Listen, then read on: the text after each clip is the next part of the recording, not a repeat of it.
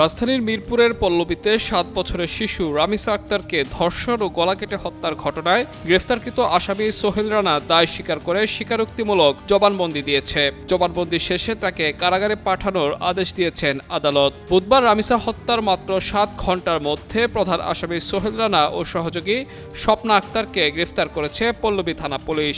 তারা জানায়, তথ্য প্রযুক্তির সহায়তায় অভিযান চালিয়ে প্রথমে স্বপ্না আক্তারকে এবং পরে নারায়ণগঞ্জের ফতুল্লা এলাকা থেকে প্রধান আসামি সোহেল রানাকে গ্রেফতার করা হয়। মামলার এজাহার সূত্রে জানা যায়, ঘটনার সময় শিশুটির চিৎকার শুনে পরিবারের সদস্য ও প্রতিবেশীরা দ্রুত ঘটনাস্থলে ছুটে যান, কিন্তু ততক্ষণে অভিযুক্ত সোহেল রানা রামিসার মরদেহ বিছানার নিচে লুকিয়ে ফেলে। পরবর্তীতে টয়লেটের ভেতরে থাকা একটি বালতি থেকে শিশুটির বিচ্ছিন্ন মাথা উদ্ধার করা হয়। পরে বুধবার শহীদ সোহরাওয়ার্দী মেডিকেল কলেজ হাসপাতালে ময়নাতদন্ত সম্পন্ন হওয়ার পর শিশুটির মরদেহ তার পরিবারের কাছে হস্তান্তর করা হয়। এদিকে এ ঘটনায় জড়িত আরেক পলাতক অজ্ঞাত আসামিকে গ্রেফতারে পুলিশের অভিযান অব্যাহত রয়েছে।